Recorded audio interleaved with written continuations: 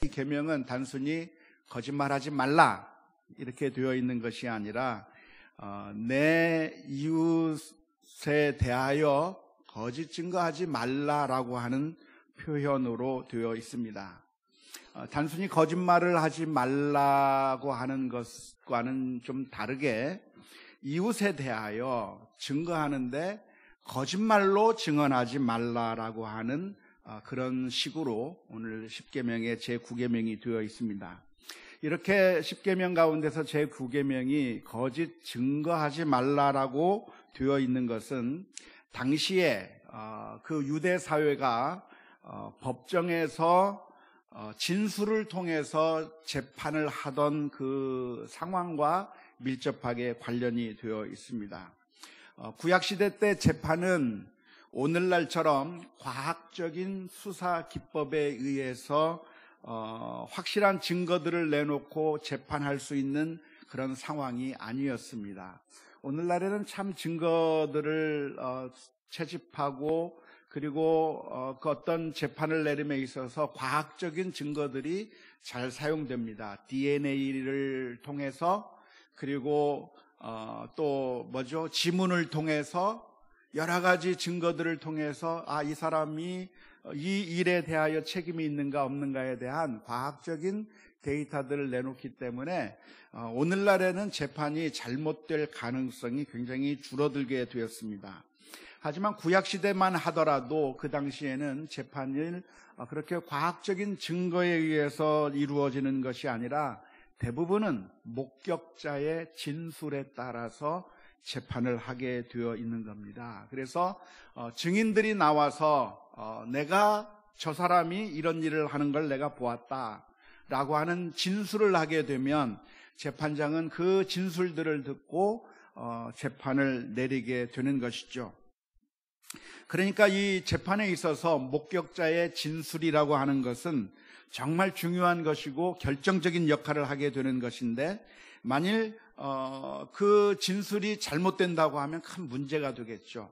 그래서 구약시대 때 재판은 어떻게 했냐면 한 사람의 증인으로만 재판하는 것이 아니라 적어도 2명 혹은 3명의 진술이 똑같을 때에 그 증거를 객관적인 증거로 받아들여서 재판을 하게 되는 겁니다. 한 사람만 얘기한 거 가지고는 객관성을 담보할 수 없기 때문에 그 한 사람의 증언만 가지고는 재판을 하지 못합니다. 하지만 적어도 증인들이 2명 혹은 3명 이상 나타나게 된다고 하면 그 증거를 객관적인 증거로 받아들여서 재판을 하게 되어 있는데요. 그런 재판의 시스템을 우리가 생각해 본다고 하면 정말 증인의 위치가 정말 중요하다는 것을 알 수가 있습니다. 만일 우리가 재판을 하는데 그 증인으로 나온 사람이 거짓 진술을 하게 된다고 하면 그러면 하나님의 정의가 이루어지지 않게 되는 것이고 불법적인 결과가 가져오게 되는 것이어서 엄청난 그 피해를 입히게 될 것이기 때문에 재판에서 거짓 증언을 하지 않는 것은 아주 중요한 것이라고 말할 수가 있겠습니다. 오늘날에도 안타깝게 우리나라 재판에서 정의가 이루어지지 않는 경우들을 많이 봅니다.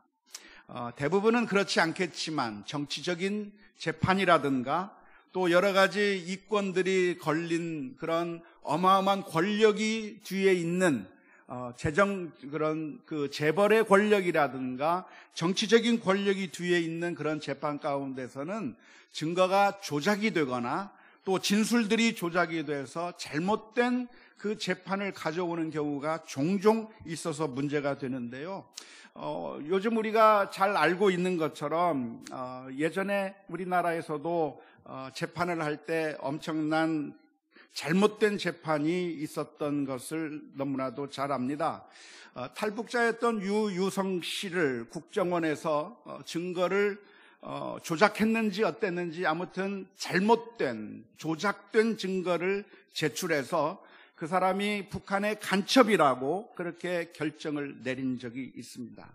그 사람은 오세훈 서울시장 때 취직을 한 사람인데 결국 그 일이 터진 것은 박원순 시장 때 문제가 불거져서 결국 간첩이 우리나라 전반에 파고들었고 심지어 공무원까지 하고 있다고 하는 것으로 온 국민들에게 충격적인 사건으로 그렇게 불거졌던 사건이었고 억울한 옥살이를 한 사건이었는데 알고 봤더니 다 증거들이 조작되고 문제가 있었던 것이어서 지금 이제 이 시대에 들어서는 그 잘못된 재판에 대해서 국가가 배상해 주어야 한다고 하는 결론이 났고 또 더 나아가서 그때 가담했던 잘못했던 검사들에 대해서 지금 고발이 들어가 있는 상태인데 그와 비슷한 일들이 일어난다고 하는 것은 정말 안타까운 일이죠. 재판에서 증인이 거짓말로 증언해서 그것 때문에 억울한 피해를 당한다고 하면 정말 이건 말도 안 되는 비참한 일이 될 것입니다. 정말 억울한 일이 될 것입니다. 따라서 우리가 진실을 말해야 되는 것은 정말 중요한 것이고 우리가 거짓말을 하지 않는 것은 정말 중요한 것인데 특별히 재판의 상황 가운데서 진실을 이야기하는 것이 너무나도 중요하다고 이야기할 수가 있겠습니다. 저는 재판에 관련된 그 일들을 몇 번 경험해 보았습니다. 그래서 재판에 가서 증언을 하는 모습을 보기도 했는데 변호사들이 불리한 것 있으면 모른다고 잡아떼라고 이야기하고 그렇게 해서 재판을 진행하는 모습을 보았는데요.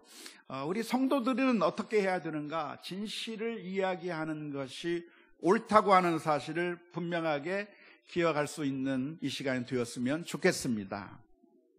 특별히 우리 한국 사람들에게는 늘 새겨들어야 될 말씀인데요. 왜냐하면 우리는 정의의 편에 서기보다는 정의보다는 우리 편이 누군가에 따라서 말이 바뀌기 쉬운 그런 사람들이기 때문에 그렇습니다. 무엇이 사실인가, 무엇이 진실인가에 대해서 객관적으로 정확하게 이야기하기보다는 누가 우리 편인가가 더 중요하고 우리 편이라고 한다면 그 우리 편을 위해서는 거짓말이라도 하고 우리 편이 아니라고 한다면 무슨 말을 지어내서라도 그 우리 편이 아닌 사람들에 대해서는 해를 입히려고 하는 그런 경향들이 우리나라 사람들 가운데 많이 있다고 하는 것이 문제입니다. 특별히 우리 사회에서 여러 가지 문제들이 있을 때마다 크리스찬들이 증인석에 서게 되는 경우가 많이 있었습니다. 국회에서 여러 가지 청문회가 있다든지 여러 가지 진술들을 해야 되는 그런 상황 가운데 있을 때 바로 현장에서 무엇이 잘못이었는가, 무엇이 잘못 돌아가고 있는가에 대해서 분명하게 알 수 있는 사람들이었음에도 불구하고 그 청문회 현장 가운데서 사실대로 이야기하지 않는 거죠. 거짓말을 이야기하는 거죠. 그런데 알고 봤더니 그 사람이 누군가 우리 크리스찬들이 그런 일을 하고 있는 것을 보면 너무나도 안타까운 것입니다. 우리가 성경 말씀을 분명하게 기억해야 되는데요. 성경은 분명하게 우리가 거짓말을 하지 말 것을 강하게 권고하고 있는데 하나님은 진리의 하나님이시기 때문에 우리가 어떠한 상황 가운데서도 거짓말을 하기보다는 진실에 서 있는 우리 모두가 다 될 수 있기를 주님의 이름으로 축원합니다. 특별히 우리가 기억해야 될 것이 있다고 한다면 거짓말로 진리를 수호하거나 진리를 변호할 수 없다고 하는 점입니다. 안타깝게도 진리를 수호하기 위해서 거짓말을 하는 겁니다. 요즘 우리 사회에서 문제가 되는 것 가운데 하나가 가짜 뉴스라고 말할 수가 있겠는데요. 우리 사회에서 정말 중요한 가치들을 보호하고 그 가치들을 훼손되지 않게 만들려고 하는 열정이 너무나도 지나쳐서 그래서 그것들을 보호하기 위해서 가짜 뉴스들이 대량으로 생산되고 대량으로 유포되고 있는 시절에 지금 우리가 살아가고 있습니다. 특별히 우리 사회에서 우리 크리스찬들이 지키고 싶어하는 가치들이 어떤 가치들이 있을까요? 우리 사회가 동성애가 난무하는 그런 사회가 되기보다는 성적으로 거룩하고 하나님의 말씀대로 제대로 잘 살았으면 좋겠다고 하는 그런 마음이 우리 가운데 있어요. 그러다 보니까 그 동성애에 대한 여러 가지 그 위험한 뉴스들이 많이 전파되고 있습니다. 동성애자들 때문에 무슨 일이 생기고 어떠한 일이 생기고 하면서 그 동성애의 위험을 알리는 그런 뉴스들이 많이 돌아다니고 있는데, 안타깝게도 그 가운데 많은 것들은 과장되고 잘못된 내용들이고 심지어 거짓으로 꾸며진 그런 내용들을 이 동성애가 이 사회에서 확산되지 않기를 바라는 마음으로 가짜 정보들을 만들어서 확산시키는 일들이 우리 주변에 많이 있어요. 그러다 보니까 우리 일반인들은 대체로 그러한 것들을 판단할 만한 능력이 없습니다. 정말 그러한지 과학적으로 알 수도 없고, 실제로 이러한 일이 있었는지, 또 이러한 법들이 만들어질 경우에 어떠한 일들이 발생할 건지에 대해서 일반인들은 대체로 잘 모르기 때문에 그렇게 가짜 뉴스들이 돌아다니게 되면 그런가 보다 하고, 그리고 그 내용들이 얼마나 자극적이고 얼마나 충격적인지 그 뉴스를 보면 그냥 가만히 있고 싶어지지 않아요. 이거 아주 심각하구나. 이걸 빨리 우리 주변들에게 빨리빨리 알려줘서 이 심각성을 알려야 되겠다고 하는 그런 심정에서 가짜뉴스를 많이 퍼나르게 되는데, 우리가 기억할 것이 있다고 한다면 거짓말로 진리를 수호할 수 있는 방법은 없다는 것이죠.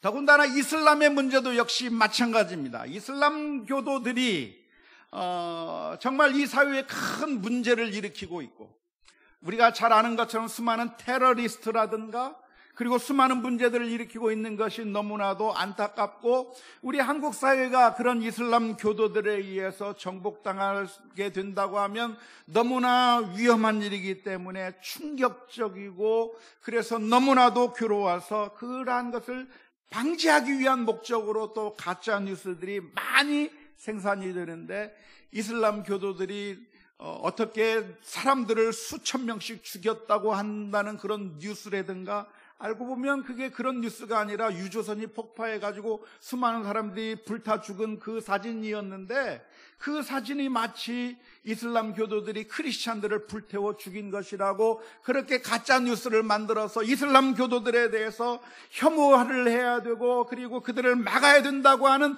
그런 뉴스들이 얼마나 많이 퍼지는지 몰라요. 또한 우리 일반인들은 그런 내용들에 대해서 잘 모르기 때문에 이것을 받으면 너무나도 충격적이어서 많이 퍼날르게 되는데, 우리가 분명하게 기억할 것이 있다고 한다면 거짓말로 복음을 수호하거나 거짓말로 진리를 변호하는 것은 성공할 수도 없고 불가능하다고 하는 사실을 오늘 저와 여러분들이 분명하게 기억해야 될 줄로 믿습니다. 거짓말은 지금 당장에는 성공처럼 보이게 만들지만 결국에는 모든 것을 파멸시키는 아주 심각한 결과를 가져오게 됩니다. 거짓말로 진리를 사수하려고 한다면, 그러면 진리가 사수되는 것이 아니라 그러한 거짓말들이 드러나게 될 때 오히려 진리까지도 거짓말로 오해받을 수 있는 그런 위험성이 있다고 하는 사실을 기억하면서 우리가 항상 참된 것을 말해야 하는 그런 결단들이 있어야 될 줄로 믿습니다. 우리는 왜 거짓말을 하게 됩니까? 거짓말을 하는 그 이유가 뭘까요? 거짓말을 하는 이유 간단합니다. 그것은 하나님을 믿지 못하기 때문에 거짓말을 합니다. 하나님이 어떤 분이신가? 하나님은 우리를 지키시고 보호하실 뿐만 아니라 결국에는 그 모든 것들을 합력하여 선을 이루시고 하나님의 뜻대로 이 세상을 움직여 나가신다고 하는 그 하나님에 대한 철저한 믿음이 없기 때문에 우리는 거짓말을 통해서 위기를 모면하려고 하는 겁니다. 하나님께서는 그 어떠한 악에 대해서도 승리할 수 있고, 그래서 그 모든 것들을 평정하고, 지금은 악이 승리하는 것처럼 보이고 지금은 모든 것들이 다 엉망으로 돌아가는 것 같지만, 그러나 결국에는 하나님께서 모든 것을 다 정의롭게 만드실 거라고 하는 사실을 믿지 못하기 때문에, 하나님에 대한 신뢰가 없기 때문에 우리는 거짓말을 하게 되는 것입니다. 사실 모든 죄가 다 하나님을 믿지 못하는 데서부터 비롯되는 것인데요. 거짓말도 특히 마찬가지입니다. 하나님을 믿지 못하기 때문에 거짓말을 하는 겁니다. 아브라함이 하나님을 믿고 신뢰했더라고 한다면 애굽 땅에 가서 자신의 아내를 누이라고 거짓말하지 않았을 겁니다. 물론 완전한 거짓말이 아니라 반쪽짜리 거짓말이기는 했지만, 그러나 하나님을 철저하게 믿을 수 있었다고 한다면 거짓말을 할 필요가 없는 것이죠. 하나님이 어떻게 약속했습니까? 아브라함에게 내가 너로 하여금 큰 민족을 이루고 내가 너로 하여금 복을 주겠고 이 땅을 내게 주겠다고 약속해 주셨습니다. 그러면 그 약속을 믿어야 합니까? 믿지 말아야 합니까? 믿어야 돼요. 그런데 하나님께서 그 약속을 해주셨는데 그 아브라함이 애굽 땅에 가서 위험한 상황을 만나게 된 거예요. 자기의 아내를 빼앗길 것만 같습니다. 그 포악한 애굽 사람들이 자신의 아내를 보고 빼앗아 갈 수 있는 가능성이 열리게 된 겁니다. 그 위험한 상황 가운데서 이 아내를 빼앗기면 어떡하나라고 하는 그 걱정 가운데 아브라함은 거짓말을 하게 되는 겁니다. 내 아내라고 이야기하지 못하고 내 누이라고 이야기를 하게 되는데 그 이유가 무엇인가? 하나님을 믿지 못하기 때문에 그래요. 하나님을 믿는다고 한다면 하나님께서 우리 가정을 지켜 보호해 주시고 하나님께서 약속해 주신 것을 반드시 이룰 거라고 하는 것을 분명히 믿었다고 한다면 그 순간에도 담대하게 이야기할 수 있는 것인데 믿지 못했기 때문에 거짓말을 하게 되는 것입니다. 따라서 거짓말의 죄는 사실은 불신앙의 죄이고 하나님 앞에서 너무나도 큰 죄라고 하는 사실을 기억하고 무엇보다도 거짓말을 하지 않을 수 있는 가장 그 좋은 길이 무엇이냐면 하나님을 믿는 거예요. 하나님을 믿으면 거짓말을 줄일 수가 있을 줄로 믿습니다. 성경에 보면 거짓말을 한 사람들이 많이 등장하죠. 아합 왕은 거짓 증인들을 세워서 나봇을 모함했습니다. 불량배 2명을 세워서 나봇이라고 하는 사람이 하나님과 왕을 저주했다고 거짓 증언을 하게 하고 그래서 쳐 죽였습니다.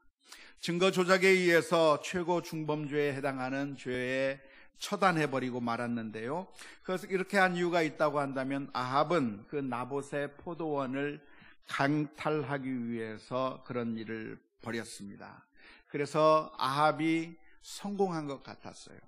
거짓말로 재판은 자기가 원하는 결과대로 나왔고 나봇은 죽었고 나봇의 포도원은 자기가 차지했습니다. 그래서 성공한 건가요? 성공한 것이 아니고 결국 어떻게 됐습니까? 하나님께서 아합과 이세벨을 심판하셨고 나봇의 피를 핥았던 그 개들이 아합과 이세벨의 피도 핥게 되는 그런 심판이 있었다고 하는 사실을 분명하게 기억해야 될 줄로 믿습니다. 어쩌면 우리 시대를 사는 우리들은 악인이 승리하고 거짓말과 속임수와 증거 조작을 하는 사람들이 오히려 망하지 않고 계속해서 승리하는 모습을 보면서 우리도 그렇게 해야만 살 수 있을 것이라고 하는 유혹을 받기가 쉽습니다. 하지만 저와 여러분들이 하나님을 철저하게 신뢰하는 우리 모두가 다 될 수 있기를 주님의 이름으로 축원합니다.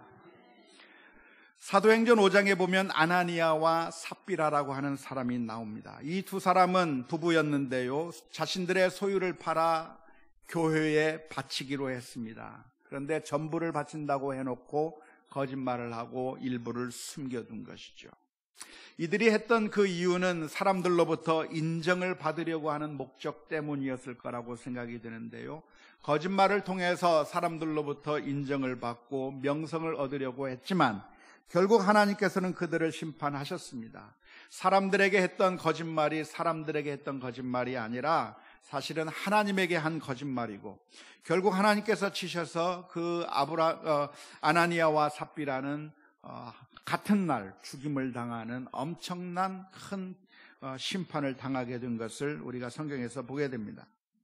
아브라함과 이삭도 거짓말을 했는데요.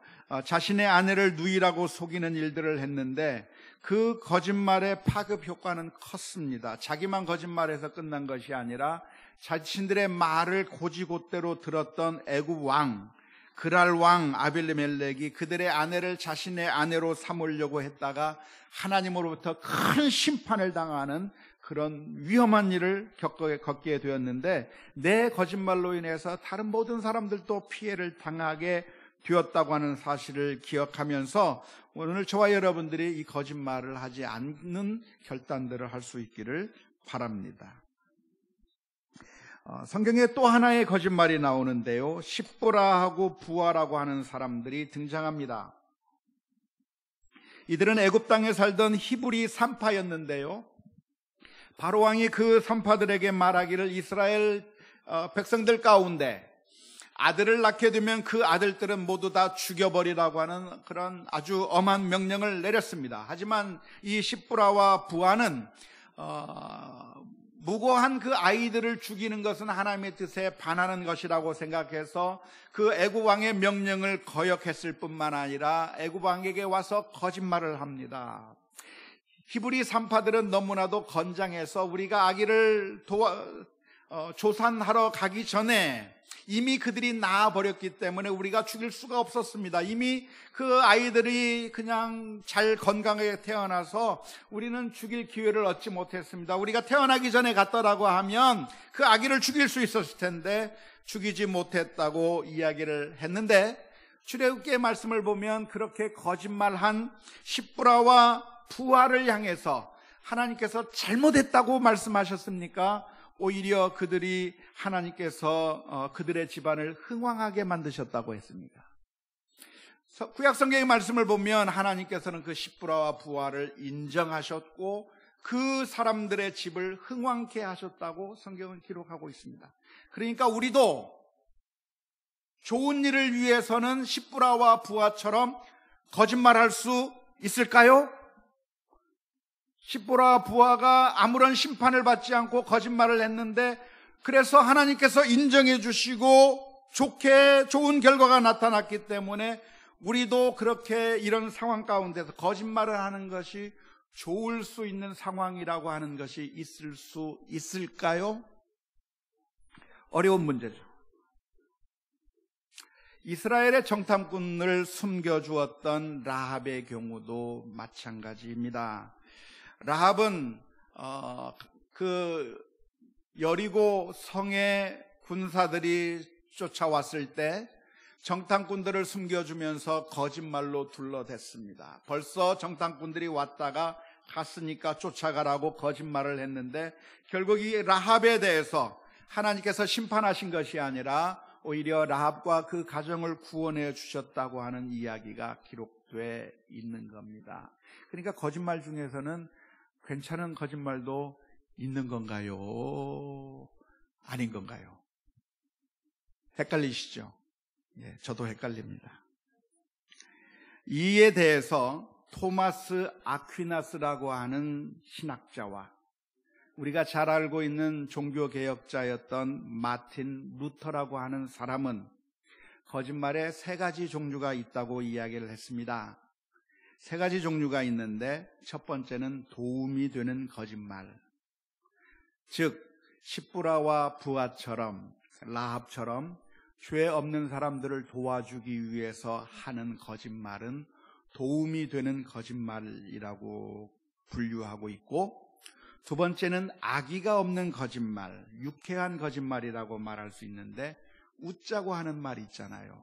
강조하는 말, 수사학적으로 과장되게 이야기하는 말들, 이러한 것들은 유쾌한 거짓말, 악의가 없는 거짓말이고, 세 번째 거짓말은 다른 사람들에게 해를 입히는 거짓말인데, 토마스 아퀴나스라고 하는 사람과 마틴 루터라고 하는 사람은 말하기를 다른 사람들에게 해가 되는 거짓말은 반드시 하지 말아야 되겠지만 악의가 없는 거짓말은 과장법이나 수사학적으로 이야기하는 것이나 혹은 죄 없는 사람들을 도와주기 위해서 하는 거짓말들은 괜찮은 거다라고 설명한 바가 있습니다.